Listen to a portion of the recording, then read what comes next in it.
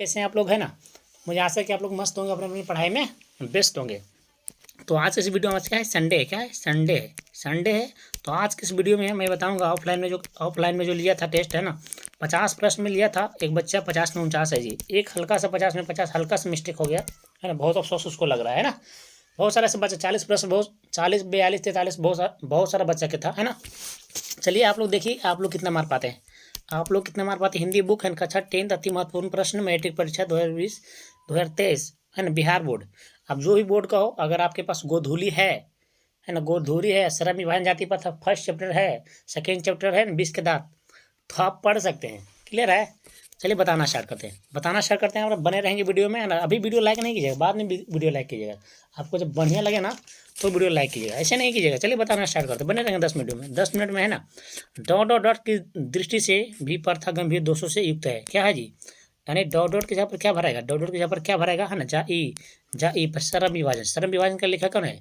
श्रम किसको आता है, श्रम आता है भीम को, यानी भीमराव अम्बेडकर। श्रम किसको आता है, भीम को, भीमराव अम्बेडकर। श्रम विभाजन जाति प्रथा क्या है, निबंध है, निबंध। श्रम विभाजन और जाति प्रथा पाठ के केंद्र में है। क्या है, जाति प्रथा। क्या है, जाति प्रथा। क्या है, जाति प्रथा। क्लियर है ना। श्रम विभाजन जाति प्रथा के लेखक कौन है, भीमराव अम्बेडकर, डॉक्टर भीमराव अम्बेडकर या बाबा साहेब भीमराव अम्बेडकर। बात देखिए, है ना, संविधान का जनक कहा जाता है। इनका जन्म हुआ था महू मध्य प्रदेश में, महू मध्य प्रदेश में 14 अप्रैल 1891 में, है ना। दिल्ली में इनका मृत्यु होना था 1956 में हुआ था, है ना। भीमराव अम्बेडकर का जन्म कहाँ होता है, महू मध्य प्रदेश में। एक दलित फैमिली में हुआ था, एक दलित फैमिली में हुआ था। क्लियर है। देखिए 5वां प्रश्न में देखिएगा, भारत में जाति प्रथा का मुख्य कारण क्या है, बेरोजगारी। क्या है, बेरोजगारी।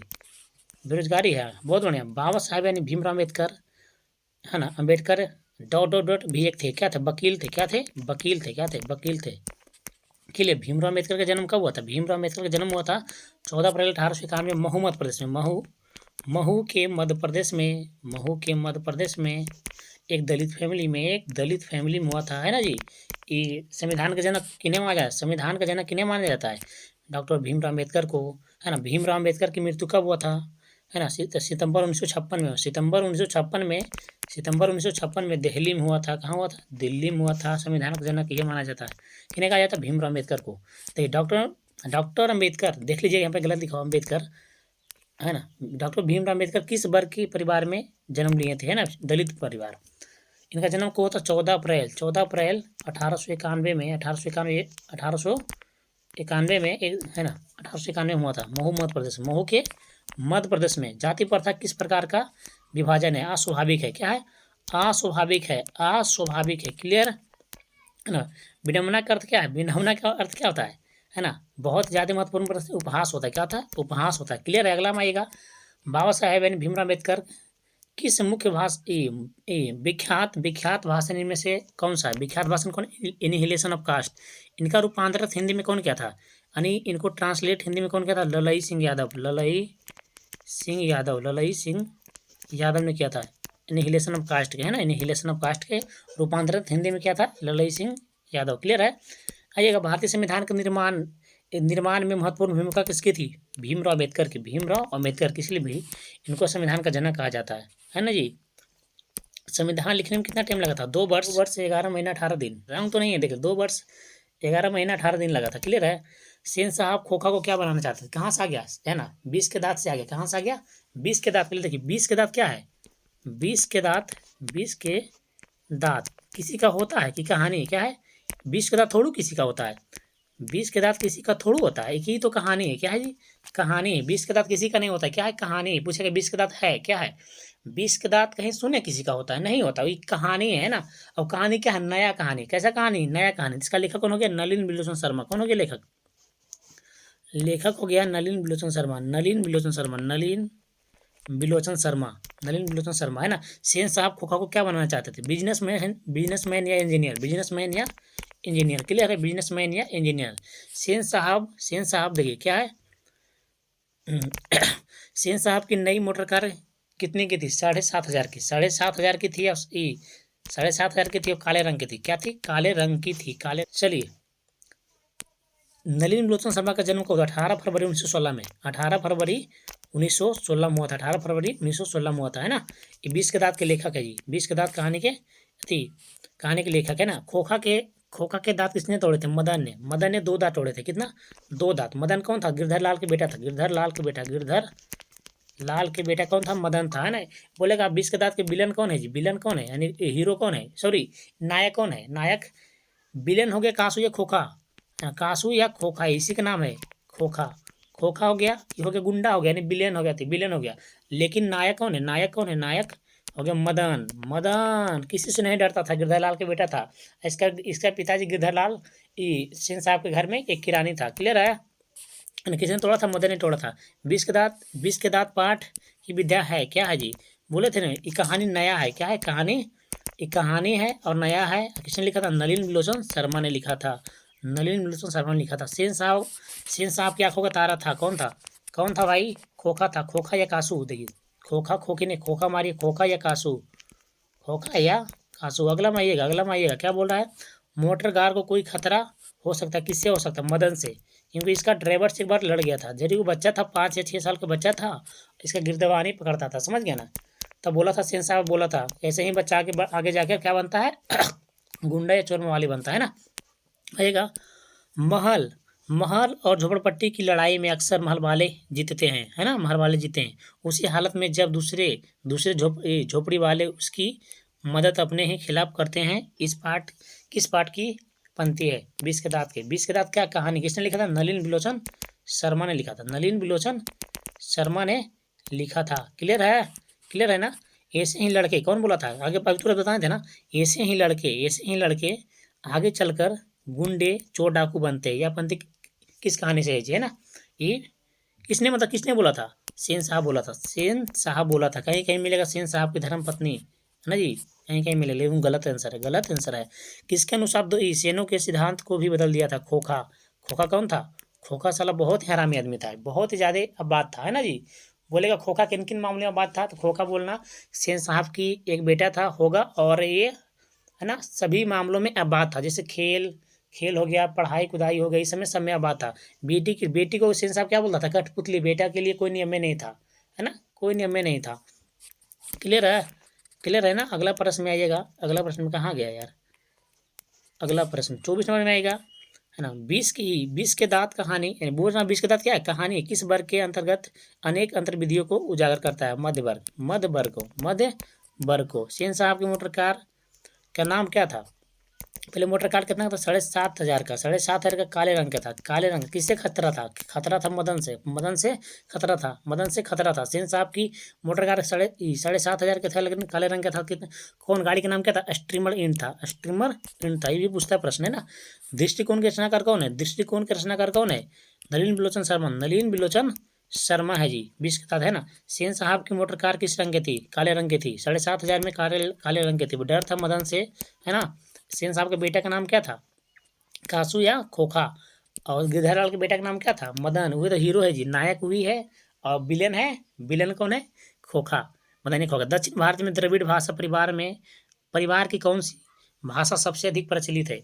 तमिल है। आ जाएगा तमिल पास। इसमें ऐसा कोई प्रश्न है नहीं जो कि 1 बार 2 बार पूछा नहीं गया है एग्जाम में, है ना। देखिए पहले नंबर यहाँ से क्वेश्चन पूछेगा, स्वामी विवेकानंद ने किसे वेदांतियों का वेदांती कहा? तो बताइएगा मैक्स मुलर। फिर पूछेगा मैक्स मुलर को किसने वेदांतियों का वेदांती कहा था? तो स्वामी विवेकानंद ने। दोनों प्रश्न पूछेगा, शायद ये प्रश्न मिल सकता है आगे जाके, है ना। मैक्स मुलर ने ... वर्ष की अवस्था में, है ना, लिपजिंग विश्वविद्यालय में संस्कृत का अध्ययन प्रारंभ किया था। 2 वर्ष की आयु में, है ना। अगला में आइएगा, क्या बोल रहा है कि पुरानी स्लावोनिक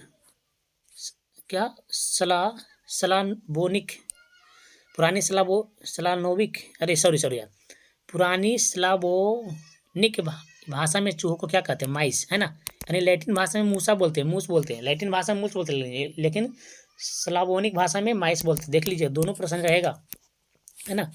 कि दारिस नामक सोने के सिक्के से भरा घड़ा किसे मिला था? वॉरेन हेस्टिंग क्या था? भारत का गवर्नर जनरल था, है ना।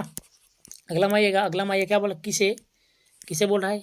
किसने अध्ययन क्षेत्र में भारत के कारण नव जीन का संचार कौन हो चुका था? देखिए, इसका राइट आंसर आप बताइएगा। मेरा आंसर है ए और बी में बताइएगा, ए और बी में आपका आंसर कौन है, ए और बी में आपका आंसर कौन है। चलिए 50-50 दे, 2 ऑप्शन नहीं होगा और मैंने दे दिया है, इसको भी काट दिया, इसको भी काट दिया। बताइएगा ए और बी में कौन आंसर, कमेंट में छापिएगा, है ना। देखते हैं किनको किनको आता है ना, है ना। मैक्स मुलर ने सर्वविद संपदा और प्राकृतिक से परिपूर्ण देश किसे कहा था, है ना। अरे कुछ भी बढ़ाया जाएगा ना हिंदी में, बढ़ाए तो भारत मारिएगा, बढ़ाई वाला, है ना हिंदी। और संस्कृत में कुछ भी बढ़ाइएगा आएगा तो भारत की महिमा में मारिएगा, भारत की महिमा नहीं तो भारत मारिएगा। क्लियर है। विश्व में कौन सा ऐसा देश है जिसे मैक्स मुलर ने सर्वविद संपदा से परिपूर्ण कहा था, भारत को। यार भारत बढ़ाई जहाँ भी रहेगा भारत मारिएगा। मैक्स मुलर का जन्म कब हुआ था, 6 अक्टूबर 1823 ईस्वी में, 6 अक्टूबर 1823 ईस्वी में हुआ था, 6 अक्टूबर 1823 ईस्वी में। मैक्स मुलर ने मैक्स मुलर को अभी ये प्रश्न पूछे थे ना, मैक्स मुलर को वेदांतियों का वेदांति किसने कहा था, स्वामी विवेकानंद ने। पूछा किसने कहा था, स्वामी विवेकानंद। किसे कहा था, मैक्स मुलर को। क्लियर है, क्लियर है ना जी, क्लियर तो होगा ही ना, क्लियर तो होगा ही ना। देखिए काम सूत्र किसकी रचना है, काम सूत्र किसकी रचना है, बतसयान की, बतसयान की। क्लियर है। अगला में नाखून क्यों बढ़ते हैं, नाखून क्यों बढ़ते हैं, कभी आप लोग गौर किए हैं, नाखून क्यों बढ़ते हैं, है ना। क्या पहले नंबर क्या है, नाखून क्यों बढ़ते हैं, ललित निबंध है, ललित निबंध है। इसका लेखक कौन है, नलिन विलोचन शर्मा, है ना जी। और नाखून क्यों बढ़ते हैं ना, बताइए, ललित निबंध है। और पाठ में बूढ़े ने सबसे बड़ी चीज किसे कहा था, प्रेम को, यानी प्रेम को कहा था, किसे कहा था, प्रेम को। आइएगा अगला प्रश्न में आइएगा, बोल रहा है कि लेखक के अनुसार मनुष्य के नाखून जीवन प्रतीक है, किसका है जी, पार्श्ववृत्ति को याद कराता है, पार्श्ववृत्ति को याद कराता है। हम लोग पहले के ज़माने में क्या करते हैं, आज से 200 प्रश्न 200-300 वर्ष पहले हमारे पास क्या था, अस्त्र नहीं था, तो अस्त्र के रूप में हम लोग इस्तेमाल करते थे, नाखून वो करते थे। उसके बाद हड्डी से भी, है ना, नाखून। और देखिए नाखून क्यों बढ़ते हैं, इस नाखून क्यों बढ़ते हैं, गद से कौन सी विद्या है, ललित निबंध है। नाखून में क्या लगाते हैं, नाखून में लगाते हैं, नाखून कितने बार काटेंगे, 1000 बार काटेंगे। इसका लेखक कौन हो गया। और नाखून में क्या लगाते हैं, नाखून में क्या लगाते हैं जी, लालता लगाते हैं, लालता मतलब ललित निबंध। क्लियर है।